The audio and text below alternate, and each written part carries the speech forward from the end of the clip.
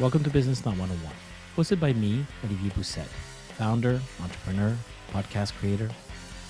In this episode, we explore the founder's journey from their aha moment to the roadblocks and problems, to what they would have done differently in hindsight, and the unique solutions they came up with. I hope you enjoy this episode.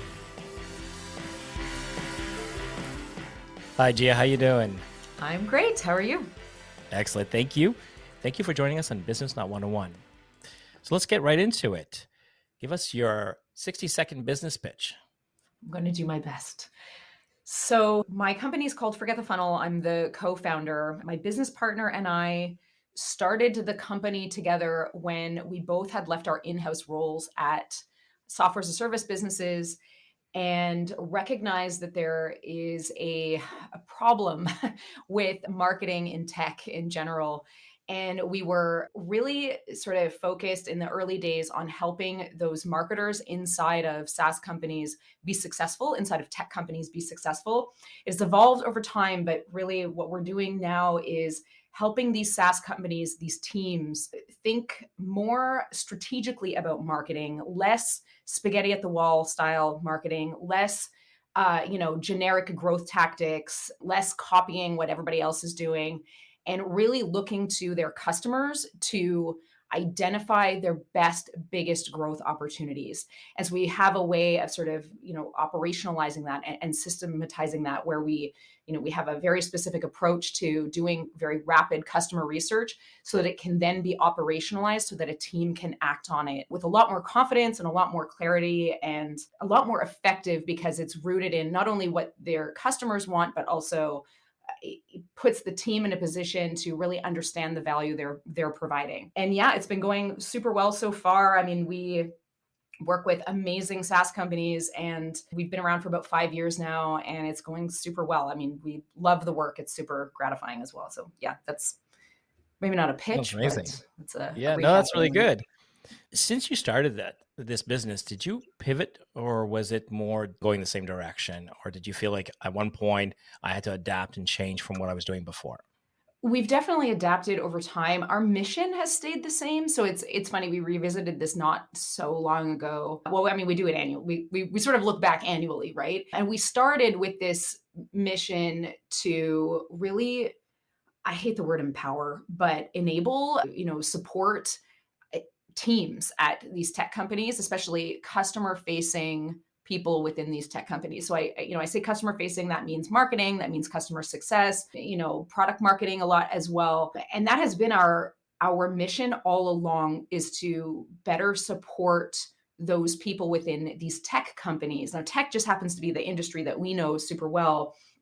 So when we started, it was, helping these marketers inside tech companies to get more support, mentorship, and also a sort of bigger piece of the pie or a seat at the table or whatever you want to call it. Because inside of tech companies, as I know that you know quite well, engineering and product sort of reigns supreme. Those are the highest paid people in the company. Everybody looks to product and dev for growth typically inside of a company. So, or sales sometimes as well, but that's a bit of a different vein. So our mission was really to support those in-house teams. That mission has not changed, but how we do it has definitely changed over time. When we first launched, it was just a content series of Claire, my business partner, and myself. We had a weekly workshop series where we would bring people on, or we would talk about a given topic to just support those in-house marketers. That evolved into a training program because it was just a content series. And then we launched a training program and that went quite well. However, we did hit this point where we recognized that unfortunately, like there are roadblocks that people in-house will hit. That is, it's really hard to sort of get past without a lot higher, more support. So just a training program isn't typically enough. And so then we rolled out a community to sort of complement the training program so that they could get that regular support. And we still do that to this day. But then we made another shift when we recognized that there's a lot of founders coming into this training. Like, we're not here for founders. We were here for in-house teams, but there's a lot of demand from founders. And so eventually what we did was we started offering services for companies. And so we work directly with companies as well. We were doing it individually. Then we got business married and now we do it together. And that's been since about 2019. And then in 2021, we added another sort of offering as well, which was for consultants in the space. So people who do what we do, SaaS consultants, SaaS marketing and growth consultants, we now train them on our framework that we developed, which is what I was describing before, that sort of process of learning from customers, operationalizing it for teams. So we now train and teach other consultants how to do the same thing. So we have a certification program that we rolled out last year. So we still do all three of those things, but they sort of rolled out at various times in the business over the last 5 years. That's really interesting. That's like, so I see the transition, and you sort of brought up roadblocks, and it's one of my questions is like, what was one of the biggest roadblocks? And obviously, you've sort of answered that. But well, I was actually referring more to the roadblocks that our customers hit, because it can be it's a tough world. It's tough to be a marketer inside of a tech company. Even that's just as true today as it was when we first launched. So there's a lot of roadblocks on that side. But yeah, I recognize that you're asking about the roadblocks that we hit. correct. So Right. what was some of your roadblocks as your organization, as you guys were growing? Because it's something that I think a lot of people don't realize. Startups, and obviously in coming into a new tech or a new field, do hit a lot of roadblocks, both on personal level and as well on a corporate level. So So on the business level roadblocks, I guess we might have been a bit naive to think that content alone could help solve, some of these problems that we were seeing. When we first launched, the response was both heartwarming and heartbreaking. We got a lot of response from in-house folks who were really, really struggling. I mean, one sticks out in my mind that I always sort of refer back to is, this woman who was crying in the bathroom that day and then saw that we were launching this content series dedicated to in-house marketing people, and she decided to not quit her job. We got so many emails like that when we first launched, and so that was really the way that we thought we were going to that's the path that we thought that we were on. But what we realized, and this is related to their roadblock, is that that's not often enough. They do need more support than that.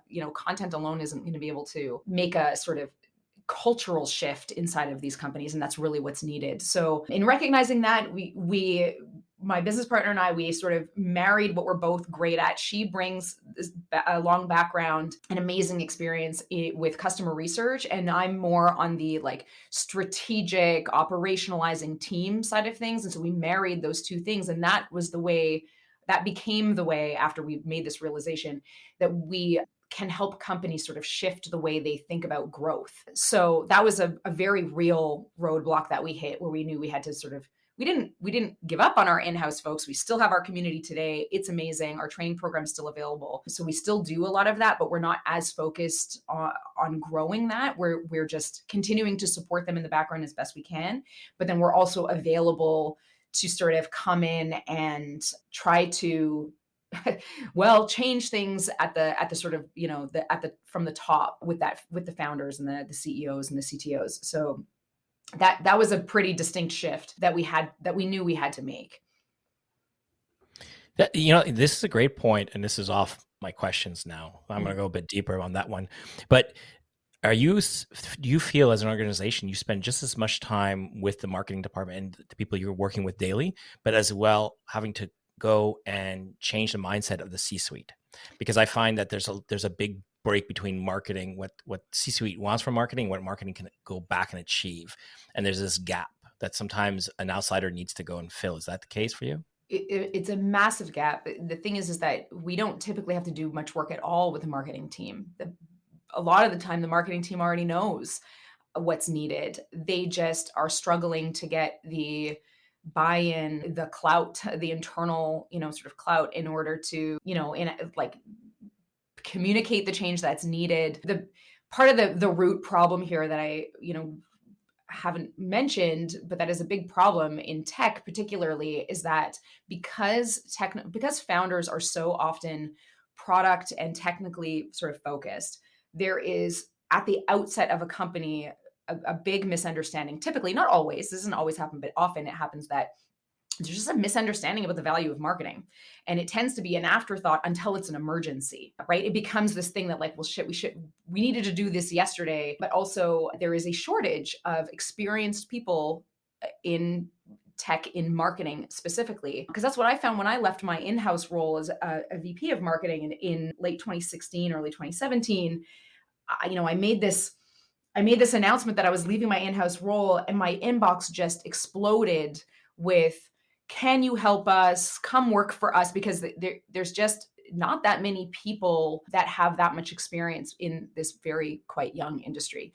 So founders are often hiring people who are less expensive because the experienced ones are unavailable and crazy expensive. So they'll bring in these like mid or junior level sort of marketers, and so those marketers can't get the buy-in that they need internally. They don't have the clout internally to sort of, push some of those projects forward. So typically when we're working with a company, we don't need to convince marketing that this stuff is valuable. They already know. So we've sort of, like, we have direct ties to those people in-house and to those marketers and NCS managers and product marketing managers. But when we're working with companies, we have found that the best way to drive change is directly with the founders, typically the CEO, CTO. Once we can sort of shine the light on what they're missing, everything else is just much easier. That's really interesting. Yeah. That's why I was curious, because I from the way you were talking, I felt like it was like, oh, well, most of my time is there to convince as opposed because people already know. That's really interesting. I never thought about that.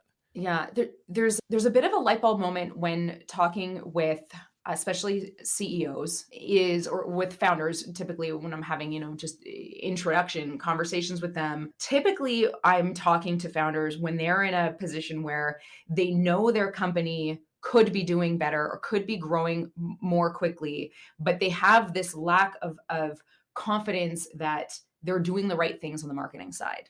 They are feeling a little bit like they don't know what they don't know. And to their credit, they're like, okay, this is, I've got to find out what that is. Like, what's this missing piece? Is there something missing? There's this uncertainty that they're on the right path, or that their marketing is doing the job it should be, or is doing as much as it could be.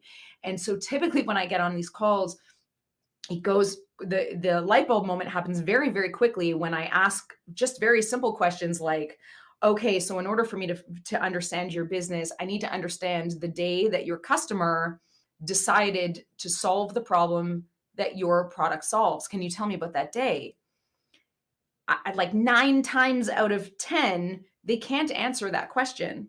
And so they realize right in that moment, holy shit, no wonder I don't have, feel a good sense of confidence about our marketing, because that's where marketing like lives and breathes in that moment. And so if you don't have that intimate sort of understanding of that customer and what that feels like for them, and the solutions that they're currently using that they fire in order to hire your solution, like that's where marketing lives and breathes. And so the founder very quickly recognizes, holy shit, even if at one time, sorry, swearing is not okay, even if at one time they understood who their customers were and what that problem was that they were solving, typically when a company evolves and the team changes and the product evolves, because products are always evolving, you tend to lose sight of that. And so I'm always sort of applauding them for like coming back to the roots of like, oh yeah, this is what we do, this is who we serve, and if we can deeply understand this customer and that moment, then we can not only meet them where they are out in the world, but we can help them understand how we can solve their problem. We can show them, exactly what they need to see once they get into our product. What should we show them first, second, third? Once we've solved that problem for them, we understand what that better life looks like for them. It's like helping them reconnect with their ideal and best customer always makes sense when you explain it in that way. And so there's a light bulb moment there, and they recognize, right, without answering this question, without having this understanding, we're never going to know how to do marketing effectively. Yeah, that's brilliant. And what I always kind of laugh about is because it takes somebody from the outside to come in and tell them that, well, they have people inside that they're paying, I found that often it's the C-suite comes in and sort of throttles that and says, no, like, let's look at this a bit more in detail. It's like, if you don't know what you're doing and you're not giving them resources, don't expect miracles either. So it's a weird situation with There's marketing. definitely two sides to that coin, right? Yeah, exactly. I think that there's I see all the time the frustration with the C-suite not being addressed head on. Like, you got to remember that your job is also to marketing within your company. That is on you. That's your responsibility. That's part of the job. And if you're not, communicating on behalf of marketing, or if you're not aware of what is keeping your CEO up at night and you can't connect those dots for them, that's on you. That's part of the job. That comes with experience, obviously. That also comes with competence, and that's assuming that you're put in a position that somebody's going to receive that information too. So it's definitely a two-sided coin, and I try as much as possible to remind in-house folks of that, because it's easy to just complain, just like it's easy to complain about clients, right? It's easy to complain that, like, they don't get it. But at the end of the day, think about it like a marketer. Be a marketer about it and sell your ideas as if you have to market it, because you do at the end of the day. There's a lot of our earlier workshops were focused on, like, how to talk to your boss and find out what is keeping them up at night, finding out what are the numbers that they look at every day. And every time you talk to them, connecting what you do to that, just like keep working towards that. Keep reminding them what the path is that you're on. Stop talking about email open rates and click rates. They don't care. Start speaking their language and being cognizant of who your audience is. Marketers are really good at that, but they tend to forget it when they're dealing with their boss or even like a client sometimes. That's brilliant. Yeah, that's so true. And there should be a course for marketers on how to sell their services back to their own company. Oh, yeah. Because that's very we've true. got stuff on that. We have workshops on that, actually, how to manage up. I'm trying to remember what the category is but at forgetthefunnel.com, there's a resource library full of workshops, and a lot of them are focused on that. Especially in our early days, we were very focused on exactly that, helping marketers do that. Yeah. It's a big problem. Yeah, that's really interesting. Mm-hmm. So to switch gears a little bit now, one question I always like to ask people is, if you can leave yourself a voicemail, go back in the past and say a 30-second, 60-second voicemail that says, look out for XYZ, what would it be? Oh boy. Sorry, how long ago am I? Anytime in the past, to say, hey, before I start this project, I'm going to go down this path for X amount of years. Be careful of this, or lose this instead. I definitely, so it's interesting that I think this is partially due to my long history in marketing. So I've been doing marketing since like Y2K was a thing. That's my like, it's been a long time since I've done marketing. I haven't always been working. I've been working with SaaS companies since about 2010, in the early 2010s. So my introduction into SaaS, which is based on a recurring revenue model, I'd already been doing marketing for about 10 years.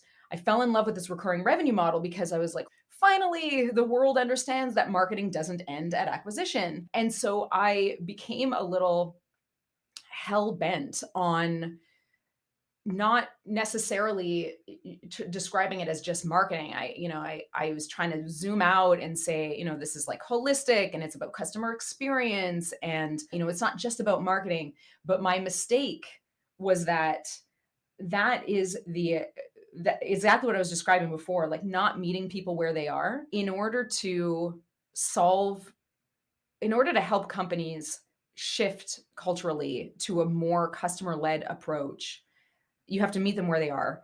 And typically where they are is thinking about or having an uncertainty about their marketing. And so probably the voicemail would say something along the lines of like, just because you've been doing marketing so long doesn't mean, you have to change that necessarily. Because I sort of shied away from this idea of like being a marketer into, being more like holistic and customer experience. But I've been reminded time and time again that no, you have to meet people where they are.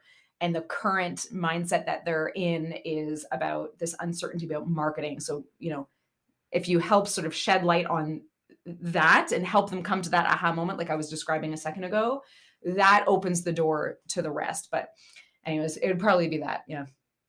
That's a great one. Yeah, that's brilliant. I love it. So now let's switch gears a little bit. In your industry, what is one trend you guys are very excited about, or something that's you're making you nervous about? So I would say over the past few years, I'm very, very happy to see that customer research has sort of like permeated in marketing finally, because customer research has always been a really important part of product. Customer research has always been a really important part of customer experience and even customer success, I imagine, to a certain extent, but definitely part of product. But it's finally making its way over to marketing in the last few years. So marketers are now very excited to talk to customers. They understand the value in not making, assumptions or, validating. We're developing, really strong hypotheses about what they should be experimenting with in marketing. And that's great. I do love seeing that. I mean, I've got some charts that even show like, customer research for marketing it has increased over the last few years. That's really, really positive. Where it becomes problematic is in the operationalizing. I mean, there's a few ways that it can become problematic. First of all, the good research is really, really hard to do. So it's really easy to mess it up.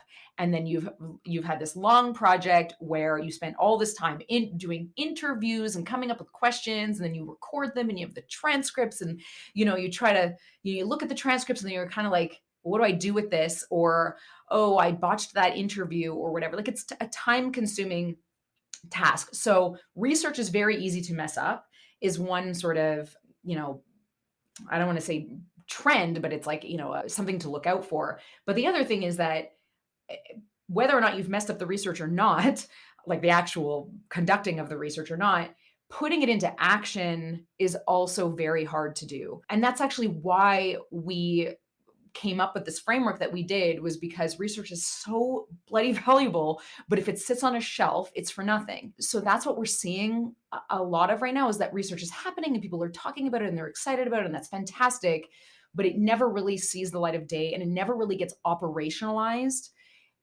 beyond like a campaign or something very specific, and even then you're lucky if that's the outcome. So it's like following through and making sure that it's actionable is the piece that we hate to see happen, because people invest a lot of time in doing research, so you want to see it actually drive an impact revenue growth and impact growth, and make it easier for the team to work, and democratize that knowledge across the team. That's like how research should be enacted, but it doesn't always happen that way. Yeah, and it's true. I've seen a lot. I was just on this event called Full Funnel. They were talking all about marketing, and they're talking about data, and actually bringing on data scientists to help companies who do a lot of data research, because it's something that they're seeing that they don't understand the full scope of the data they've just gathered from their customers or from potential customers and clients and leads. And it was this part where they're saying, if you don't have somebody who understands that, you don't have somebody on your team, you could be sitting on a ton of amazing information and just not know it. Yeah. And I agree that trend in marketing is now almost overtly data driven, because there's so much of it, but understanding it is another thing.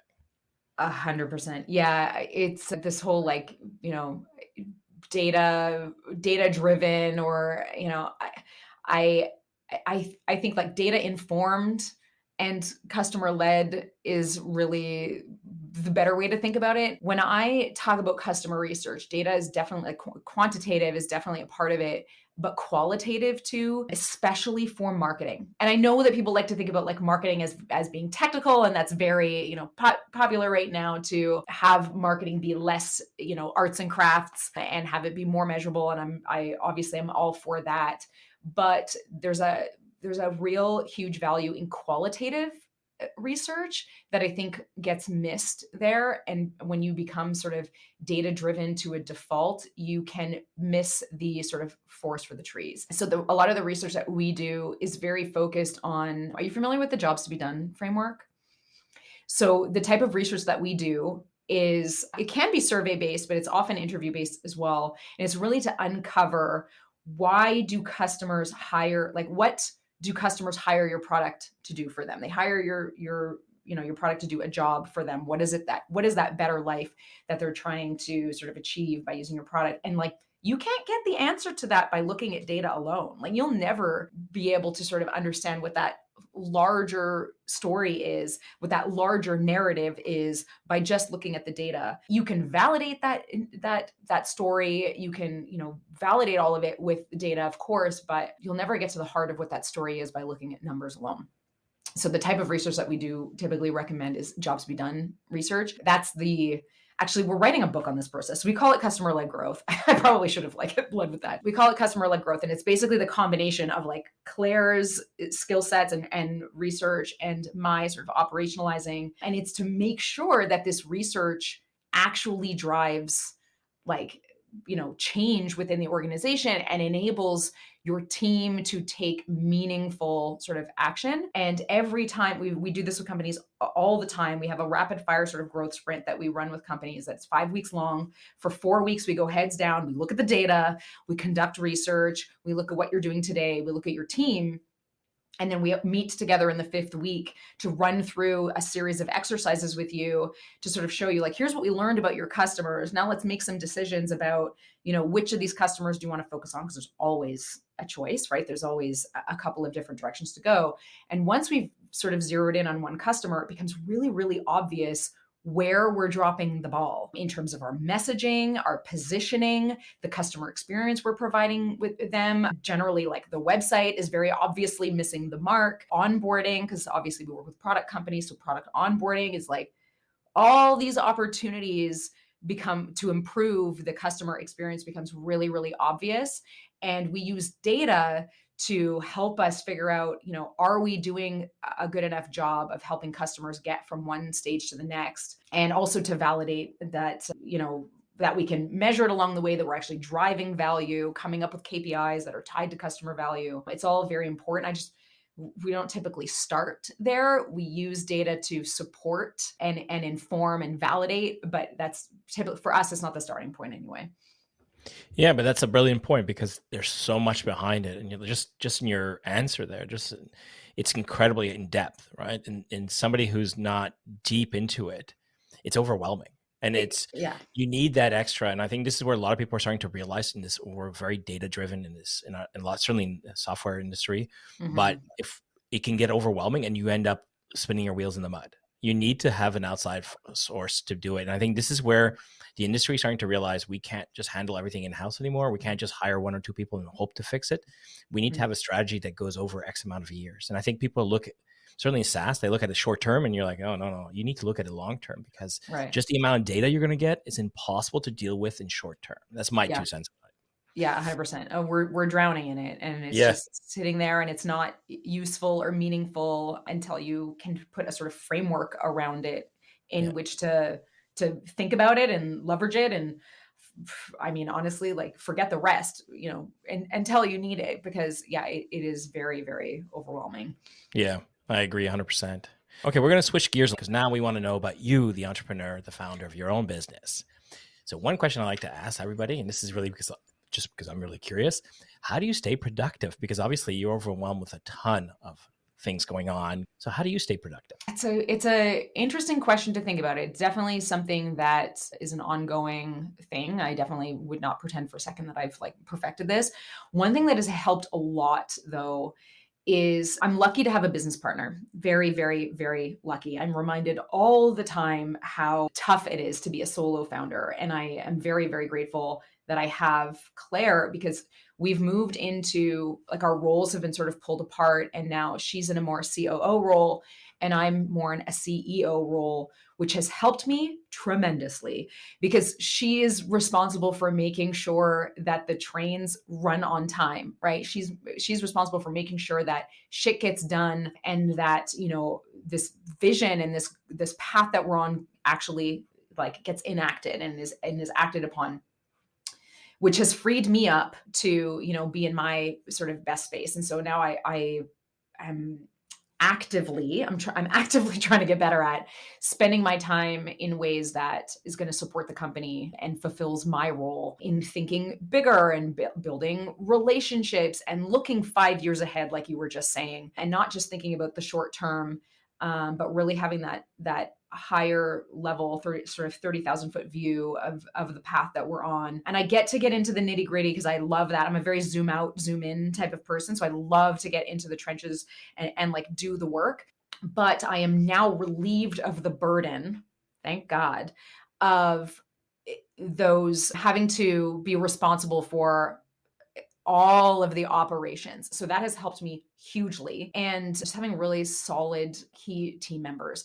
So we made a point to not bring in a bunch of like junior people necessarily, but to hire very experienced. They're expensive, but holy shit, does it ever make a difference to work with really like solid, experienced people? It's kind of like a first time founders, second time founders type of lesson that I, tried to bring about like this time. And so we are bringing in like brilliant people, and we're trying not to be scared off by the price tag of that, because they make an outsized impact because they bring that experience. So that's really helped me as well to be more productive, because I get to sort of narrow my focus, which is ironic to say because obviously I've got to wear a very wide focus, but I get to sort of relieve myself of the burden of some of those things that I'm just not as good at, truthfully.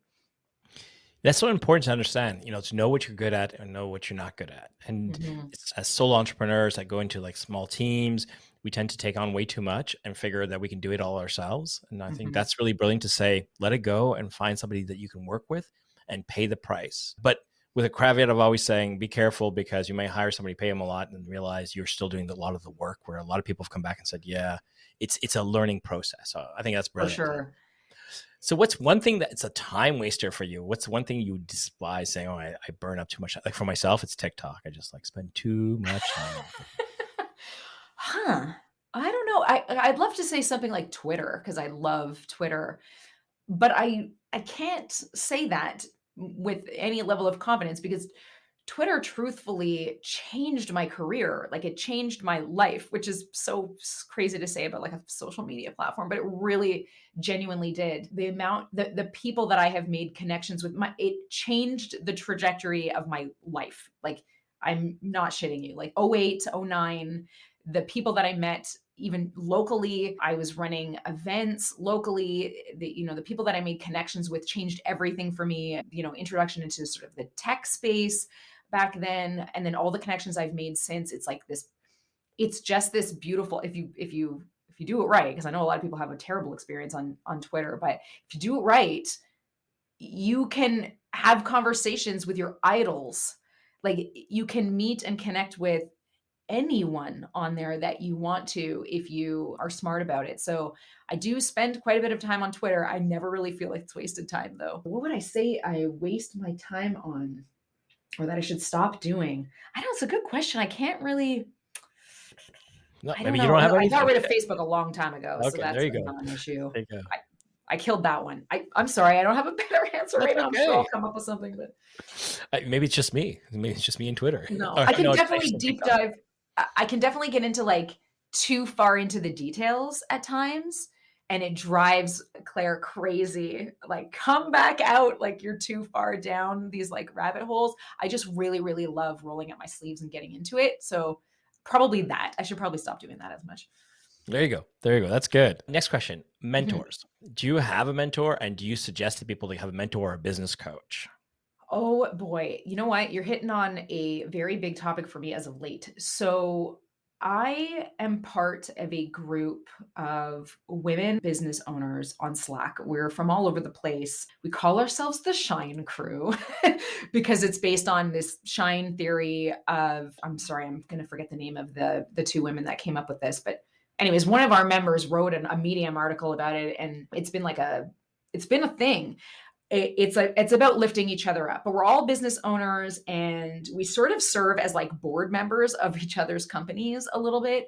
They have been wildly valuable to me, not because I can necessarily, not because I go to them for like specific things, even though I absolutely can, but leaving an in-house role, you lose your team, right? You lose that sort of the social aspect, the camaraderie a little bit. And when you're first starting your business, it can be quite isolating. So it was massively valuable to have that group of people in my corner. But you asked us specifically about like a coach or a mentor. And truth be told, I'm looking for one. I have a few people that I look to and have relationships with, but there's nothing sort of formalized.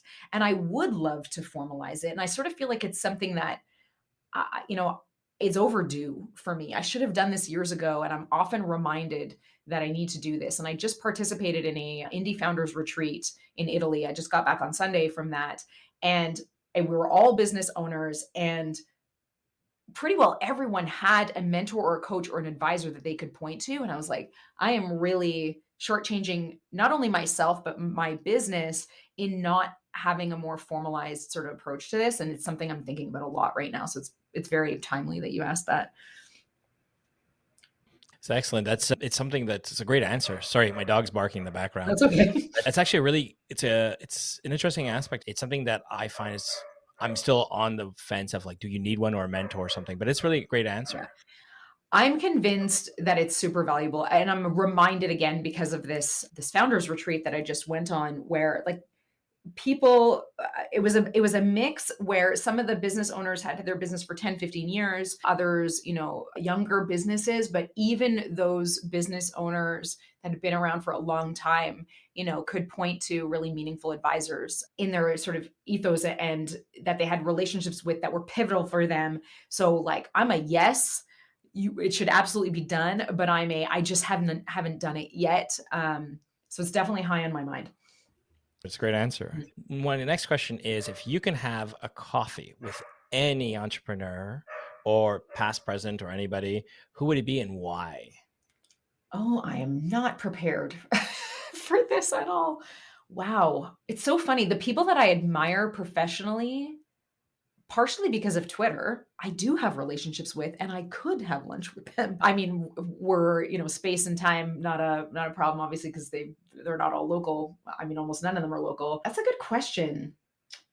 Maybe, what would be interesting, this is maybe a terrible answer, but I can't even remember how to pronounce his last name, but he wrote Profit First, Clockwork, and another book. Do you know who I'm talking about? It's Michael. Wow, I'm forgetting his name. But he fascinates me. The way his brain sort of works fascinates me. One of the things that I thought was really interesting that he did was he wrote a book called Profit First, where he has a framework that he developed. And the framework was so powerful and impactful for businesses that he started training other people in this framework. I'm going to call it a framework, but it's called Profit First. I mean, maybe some of your listeners have heard of it before, but I would be very interested to know what his lessons were learned along that path. I mean, I have no aspirations. We're writing a book, but my aspiration is not to be an author necessarily, but I would still be very interested to know what lessons he learned over the last, I'm going to assume, at 2 decades that he's been doing this. But honestly, that was literally off the top of my head. I wish I had prepared for this and actually came up with a better answer than that. No, that's good. And it's Mike Mikowski. This is why I forget his name. Yeah. I've seen his book, but I've not read it. But yeah, it's super interesting. And it's like, the topic of the book is one thing. I mean, it's interesting in and of itself, but that's not actually my interest in talking to him. It's more how you run a sort of like multifaceted business like that, because that's definitely the path that we're headed on. And we don't have that all figured out yet. So anybody who runs a sort of multi-revenue stream, multifaceted, multi-product type of company, I'm fascinated by, because it scares the shit out of me. Like knowing how to manage all of that and have it still feel cohesive, not have it be overwhelming and chaotic at the operations level, is something that I'm thinking about a lot these days, just because we have these multiple offerings. So I'm thinking a lot about how to make it cohesive and work together without driving the team crazy and it like everything supporting each other, creating like an ecosystem. Yeah. So businesses like that, that's what I'm looking at. Yeah. And it's business growth. I get it. This literally leads into my next question is, okay. Is there a book, whether fiction or nonfiction, that had a direct influence on you as an entrepreneur and that you would suggest our listeners to read? I feel like I want to scroll through my audiobooks. It's a good question. Similarly to my answer about Profit First, April Dunford's book, obviously awesome, which is, I don't know if you're familiar with it or if it's ever been mentioned. I've never heard of it. Okay, so April Dunford, who I'm lucky to call a friend, wrote a book called Obviously Awesome in 2019, and it's about positioning. Similarly to what I just mentioned about Profit First, it's not the topic of the book that inspires me so much as her path and what her book represents in this sort of evolution of her business and what she's sort of done with it. It's a brilliant book, very, very smart. And that's part of why I'm so impressed by it continuously, is because it was so well thought out. Like, it was short because of her target audience. She thought about it as a product. It's a very breezy read. It was just very well done. And so, yes, the book itself is valuable. I recommend it to every company that I work with because it's about positioning, right? Like positioning your business. So it's very valuable for everybody to read. But more so, what impresses me about it is what the book sort of represents in her business. And that is inspiring to me. And I guess the same thing for Profit First, very, very similar. I just finished reading The Gap and the Gain. Also very important, especially for business owners, to remember your wins and not just look at the next thing that you need to achieve and not get bogged down in what you have not achieved, but actually taking time to acknowledge what you have achieved. And I think that we forget to do that a lot as business owners. We're always thinking about, we're in the gap a lot in thinking about what the next milestone is. And we often forget to celebrate our wins. So that's another one that is a really good one that I would highly recommend. By Dan Sullivan, I think, right? That's right. Yeah. Well, Dan Sullivan was a part of it, but the guy, I'm terrible with names. Wow. Okay. Yeah. I don't remember it. I haven't read it either, but that's really great. I just read it recently, and it's a good reminder, especially as a business owner, to celebrate your wins. It sounds like a very simple concept, but some of us need it like beat into our heads. And I definitely did. Yeah. Celebrate every single little step forward. Yeah. It's really important because we tend to live in a bubble when we're doing a startup or something. Yeah. Yeah. Well, that was wonderful. So I have one last question. How can people reach out to you? What's the best way they can reach out and, connect with you? Sure. Well, my email address is gia@forgetthefunnel.com. So GIA@forgetthefunnel.com. Obviously, our website, there's lots of resources in there about marketing, tech and SaaS, customer research, product marketing, lots of workshops. They're all pretty well video based in there. Also, if any of the sort of customer research and operationalizing customer research and meaningful sort of growth and like team enablement stood out to anybody, then I would definitely recommend getting on the waitlist for the book, which is also available on the website. So forgetthefunnel.com, definitely. And then maybe the best way would be Twitter. Like I said before, I'm always on there, and that's GGIIAA is my Twitter handle. Excellent. And we're going to be putting all that information on our details page. So that's perfect. I want to thank you so much for taking the time. It's been an amazing conversation with you. Thank you so much. Thanks so much for having me. It was great. Thank you for joining us today and listening to this episode of Business Not 101. I hope that this interview gave you some valuable insights and that will help you along your business journey. If you have any questions, comments, feel free to reach out to me. And as always, please like, share, and follow. Thank you. Until next episode.